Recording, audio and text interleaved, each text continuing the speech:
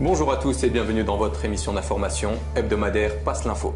Cette semaine, dans l'actualité nationale, nous allons parler de la loi LOPSI 2, ainsi que du sionisme financé par la laïcité française. Et dans l'actualité internationale, nous développerons un article sur le mystérieux attentat antichrétien en Égypte à la veille du Nouvel An. Et nous enchaînerons avec le Mossad qui dévoile ses informations. Et après quelques brèves, le saviez-vous sera consacré au parti antisioniste. Actualité nationale, la loi LOPSI 2. La loi LOPSI 2 est un projet de loi français qui concerne la gestion de la police et de la gendarmerie pour la période de 2009 à 2013. Ce projet de loi est préparé par les ministres de l'Intérieur Michel Alliot-Marie et Brice Hortefeux. Ce texte présenté par le gouvernement, par le ministre de l'Intérieur Brice Hortefeux, est une grande loi de modernisation de nos forces et de nos moyens de sécurité. Le texte de loi comporte 48 articles relatifs en particulier à la lutte contre la délinquance routière, la cyberpédopornographie, l'instauration d'un couvre-feu pour les mineurs ou encore l'expulsion d'habitats illicites. Il donne également de nouveaux pouvoirs à la police et prévoit d'en déléguer aux polices municipales et aux entreprises de sécurité privées. La loi LOPSI contient comme principale mesure... Alors la vidéosurveillance? Oui, les préfets pourront utiliser la vidéosurveillance, notamment en cas de grands événements publics, comme les rencontres sportives. La loi prévoit de tripler le nombre de caméras, soit 60 000, et de permettre aux services de police et de gendarmerie d'accéder aux images. Les écoutes téléphoniques et mouchards. Dans les enquêtes sur la criminalité organisée, la police disposera de délais plus étendus pour les écoutes téléphoniques.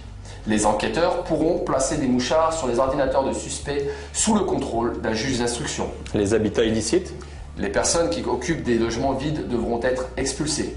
La police municipale. En effet, les policiers municipaux seront autorisés dans certaines circonstances à procéder à des fouilles et des contrôles d'identité. Les données personnelles. L'État peut vendre les fichiers personnels des cartes grises à des fins d'enquête ou de prospection commerciale. L'État qui ne fait pas que vendre les fichiers personnels, mais qui finance les crèches Lubavitch.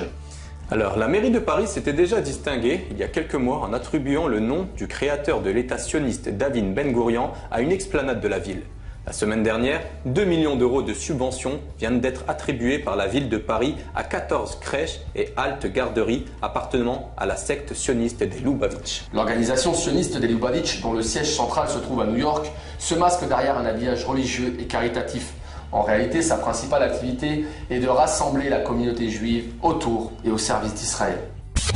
Actualité internationale, mystérieux attentat anti-chrétien en Égypte à la veille du Nouvel An. Les attentats contre les chrétiens se poursuivent. Après celui perpétré à Bagdad le 31 octobre dernier, veille de la Toussaint, un autre attentat s'est produit le 31 décembre 2010 à Alexandrie, en Égypte, devant l'église copte d'El Koudissine. Les médias occidentaux poursuivent ainsi leur campagne anti-musulmane. Examinons cela de plus près.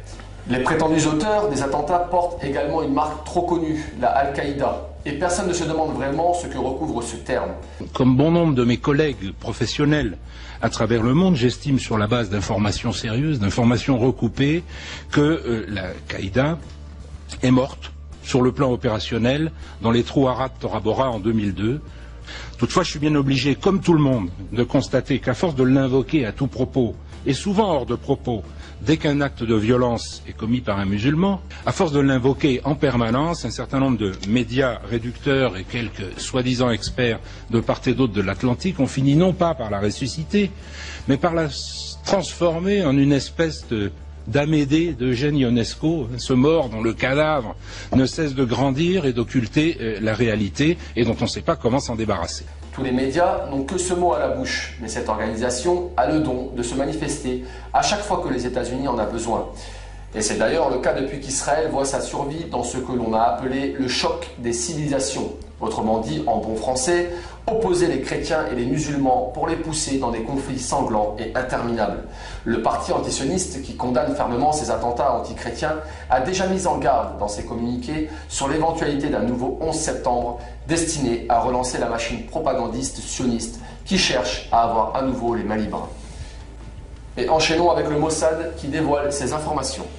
Meir Dagan, l'ancien chef du service des renseignements israéliens, le Mossad, a affirmé que le Hezbollah est doté d'une grande force militaire dépassant celle de 90% des pays du monde.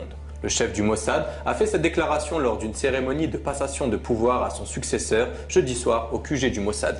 Dagan a par ailleurs déclaré qu'une attaque israélienne contre les installations nucléaires de l'Iran était injustifiée à ce stade. Dagan avait déjà déclaré dans le passé qu'Israël ne devait lancer une opération militaire contre l'Iran que s'ils avaient le couteau sur la gorge. Quelques brèves, la délinquance au sein de France 2. Oui, un reportage sur la délinquance diffusé le 16 septembre 2010 sur France 2 a fait un scandale. En effet, les figurants de cette émission n'étaient autres que les employés de la chaîne, photographiés à leur insu. Certains d'entre eux ont servi à illustrer des propos peu flatteurs des minorités ethniques. Et autre forme de délinquance, mais mortelle cette fois-ci en Palestine, où une Palestinienne a été victime des gaz mortifères. Lors de l'une de nos précédentes éditions, nous avons informé que l'armée israélienne avait reconnu avoir utilisé contre des manifestants des grenades lacrymogènes potentiellement mortifères et interdites par ses propres règles de maintien de l'ordre. Jawahir Abu Rama, une Palestinienne de 36 ans, vient de succomber à l'hôpital de Ramallah suite à l'inhalation de ces gaz toxiques tirés par l'armée israélienne lors d'une manifestation pacifique contre le mur d'annexion à Bilin le 31 décembre 2010. Jawahir est morte pour avoir refusé la confiscation de 60% des terres de Bilin pour être données aux colons israéliens. Revenons à une affaire déjà relatée dans Passe l'Info, le trafic d'organes au Kosovo. Oui, en effet, le rapport présenté le 16 décembre 2010 devant le Conseil de l'Europe sur le trafic d'organes dont auraient été victimes des prisonniers de l'armée de libération du Kosovo, l'UÇK, a révélé certaines choses. Pendant plusieurs années, des prisonniers auraient été abattus avant que l'on ne leur prélève leurs organes.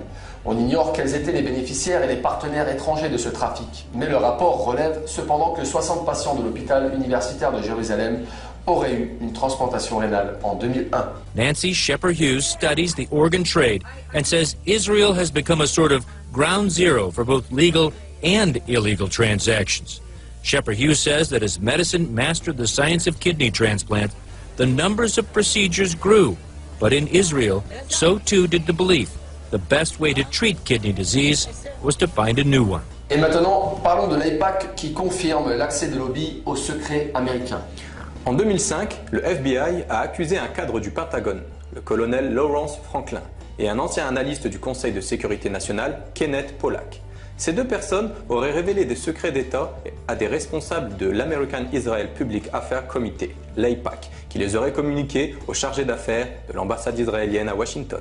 Et finissons avec une brève un peu plus légère, une justice à une vitesse. Effectivement, en Suisse, à Saint-Gall, le propriétaire d'une Ferrari a été condamné par le tribunal suisse à une amende record de 299 000 francs suisses, soit près de 202 000 euros, après avoir été flashé à 140 km/h au lieu de 100 km/h. Cette somme devra être payée pour la moitié au comptant et le reste sur 2 ans. Il faut noter que le justiciable est un millionnaire qui risque d'être plus prudent à l'avenir. Le parti antisioniste. Comme son nom l'indique, le parti antisioniste a été créé pour éradiquer le sionisme, tout d'abord en France, en Europe, puis dans le monde. Son objectif est de libérer la nation de la mainmise du sionisme, et cela à travers la classe politique, les médias, l'économie, la culture, etc. Il dénonce aussi le racisme de l'idéologie sioniste qui perdure au Moyen-Orient et qui a abouti à la colonisation de la Palestine et qui a engendré la déportation du peuple palestinien. C'est en janvier 2009 que M. Yahya Gouasmi, ancien président du Centre Zara France et épris de justice, a décidé de créer ce parti. Le PAS s'est donné une tribune quelques mois après sa création et fait quelques alliances stratégiques pour une liste antisioniste avec M. Alain Soral et M. Dieudonné Mbalambala. Cette liste a été présentée aux élections européennes en Île-de-France. De cette participation, on est sorti, malgré l'absence de médiatisation et d'une première expérience électorale, un résultat de 1,30% des votes, soit 36 398 bulletins antisionistes. Pendant cette campagne, l'amalgame entre l'antisionisme et l'antisémitisme a été mis au clair par M. Gouasmi, son parti et ses militants. En 2010, le parti antisioniste n'a pas présenté de liste aux élections régionales, mais a vu une augmentation accrue de ses adhérents qui ne sont pas restés insensibles au combat pour les causes justes.